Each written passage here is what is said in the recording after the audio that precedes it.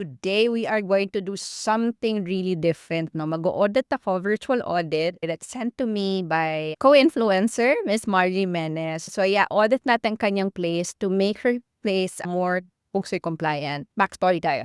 Okay, so the reason why humingi siya ng tulong no, into the audit is because after natin na-audit siya no, noong 2020, I audited her space pero it's a different home.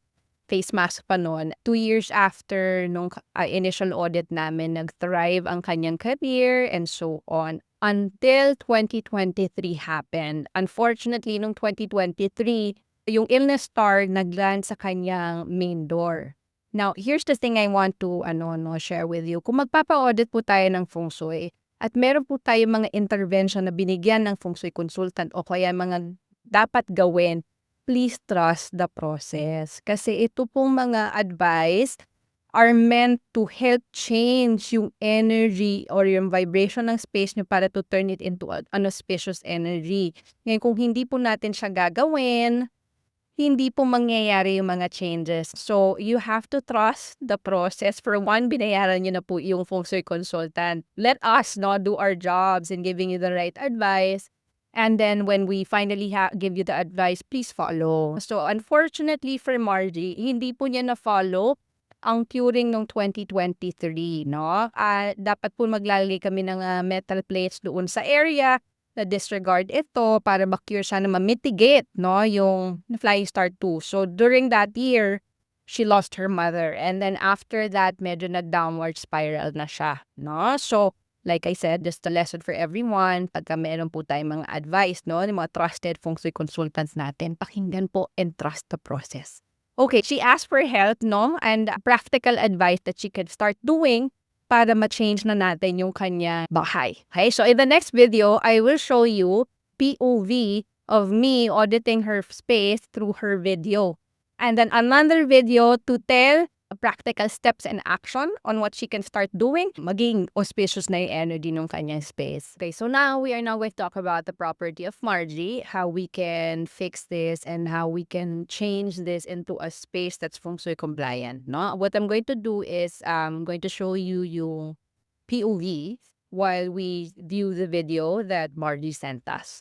So on top of this, she also sent degrees of the property, both her unit pati ang kanyang entire building, no? So when it comes to auditing condominiums, we actually check what is the facing degree of the entire building that we can taiji, no? And then shrink it into smaller. And then from there, we are able to assess yung mga parts na nung kanyang unit. But anyway, without further ado, let's review now ang kanyang video. Hi, Miss Sophia. So, as we begin the tour, this is the main entrance. And just beside it, we have the window, and there's the water and electricity meters. And this is the main energy entry point of our home. Almost. Rearranging things, and as you step in, you'll see our living and dining and kitchen area. So this is the kitchen, and I use this a lot. And this is facing east, the window. Okay, where is the stove? Okay. And this is our dining and living area. So I'm still rearranging and moving things a lot. And this is supposed to be our living room, but we do have school, so things are here at the moment. Books, toys. I'm still rearranging, reorganizing things here. Just to clarify, pa hindi po ito yung dating bahay sa Taguig. Oh. And this is the bedroom number one. So currently, this is the master's bedroom, and our headboard is placed facing the north area. So I'm still rearranging the. So just beside at bedroom number one is the bedroom number two. So if you can see here, just a few steps from the bedroom. as the living room and the dining.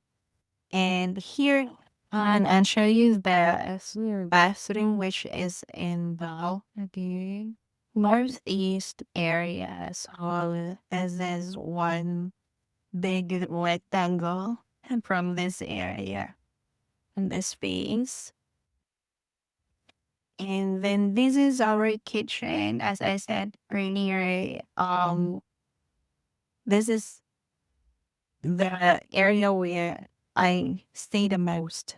And so it's facing east, and there's a big window, and the light comes in by morning, and then a few steps there's the entrance, and this is the bedroom number 2. And this is the bedroom number 2, where the headboard or faces the southwest. So I'm still rearranging. We don't have yet the closet here, so I still have here Balikbayan boxes. And we use it as a storage also. And that's it for the video. Thank you so much. Okay. Yeah. From the image itself, no, we can see na what are the issues. And also, Yeah, siguro I will create another video in explaining what are the practical actions that we can do para mas maging Feng Shui compliant ang ating space. So, no, nakita natin video. Okay. So, ano yung mga first thing na pwede nating simulan, no, ni Margie? Is first to declutter. No, kahit na anong activation po ng ating mga good stars, kung hindi po nakaka-flow ang chi, ang energy force doon sa area, everything is voided, no? Kumbaga, yung kahit anong ganda nung stars, hindi po natin ito mapapagana kung hindi po napapa-flow yung chi flow ng maayos, no? Bungad pa lang, we can also see, no? We can see na kaagad kung ano yung nakaharang, no? Marami, I understand yung billionaire, yung mga ganyan. It's a nice thing to have. It's nice. I would actually suggest to put it sa wall na lang instead of na nakaharang. I can see there's so many items that I have a strong gut feeling not all of them are being used na rin. I would urge that you actually start disposing yung mga things that are no longer used para magkaroon po tayo ng enough space for the chi to flow. I noticed though there is no stove, so I couldn't assess, no, kung tama po ang placement ng stove natin. But as much as possible, we don't like po magkatabi ang stove at saka yung sink, no, na nandoon. So, best po to cure this is to place a plant in between. Basta buhay po is fine, no? And then second po, no, yung there's a study space. Ayan, so here, no, in particular yung ating sinasabi kong desk, no, you can see na kaagad masyadong maraming items na naka-clutter, nakaharang, and so on, na hindi na makapasok ang chi ng maayos. Kung titignan po natin dito sa ano, ayan, no, so parang here pa lang, the main entrance, hirap na siya kasi maliit na nga ang space niya.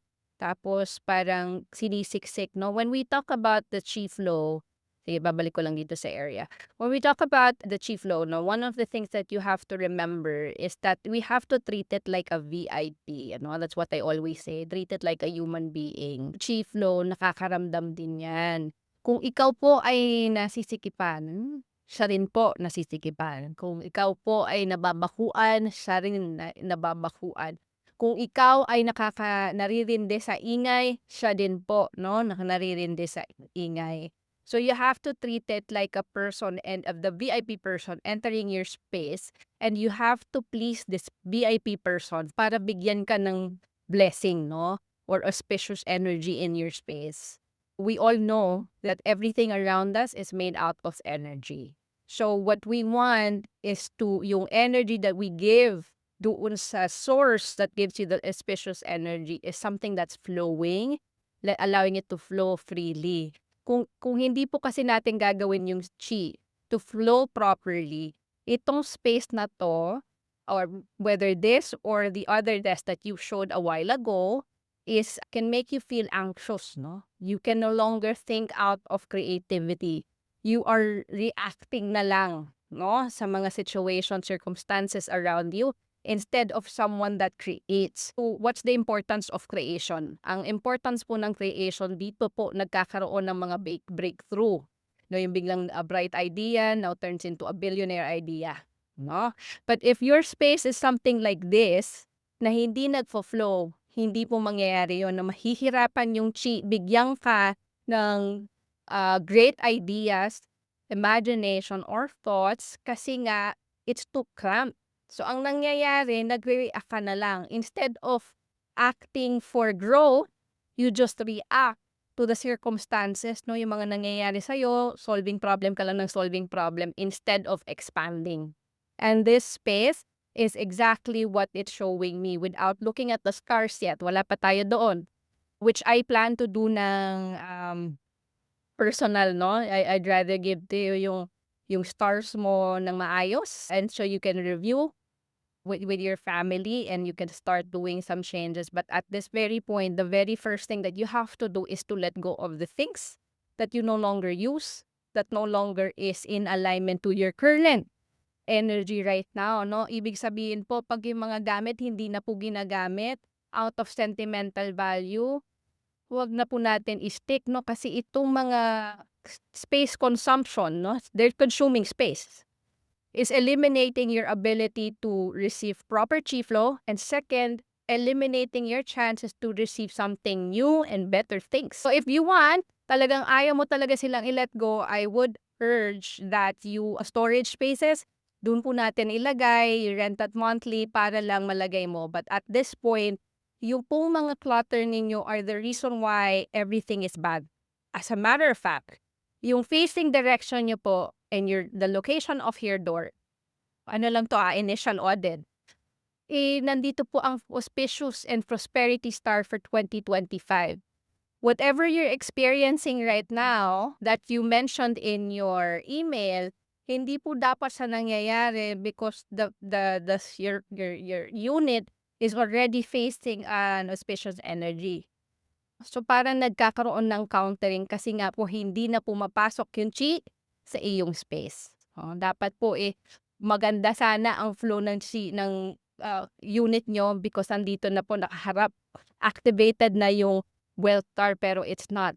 Just to added information for people who want to know more about feng shui, kahit pagka may mga positive stars, kapag negative po ang forms natin, na-activate po natin yung negative effect nito.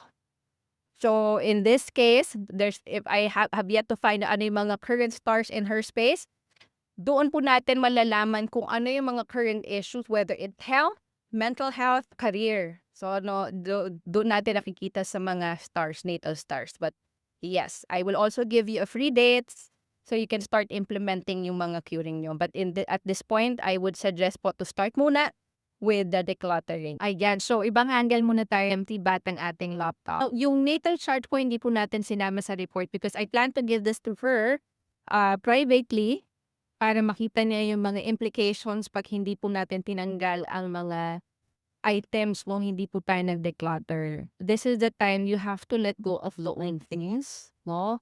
Kasi po sila ang dahilan kung bakit hindi na siya nakakadalo. And then only put there mga items na talagang ginagamit niyo, no? Kasi ang goal natin is makaalis po kayo dyan, move it to a bigger space. For the time being, i-focus niyo lang pong iiwan yung mga items na talagang ginagamit. After that, pag na-clear niyo na po ito, please follow the process. Pag na-clear niyo na po yung space, saka po natin gagawin yung mga activations of yung mga curing that I'm going to give you. No? Because for as long as hindi po nagka-clear ang space, kahit anong activation or curing po na gagawin natin, walang mangyayari, walang gagana. Okay? Kailangan po nakakadalo yung chip no ng maayos. Alright? Thank you, Miss Margie, for sending this video and thank you for opening yourself, no, to sharing your space so we can actually turn it into an auspicious energy. And for everyone else, thank you so much for watching. I hope you learned from this video. See you in my next video. Bye!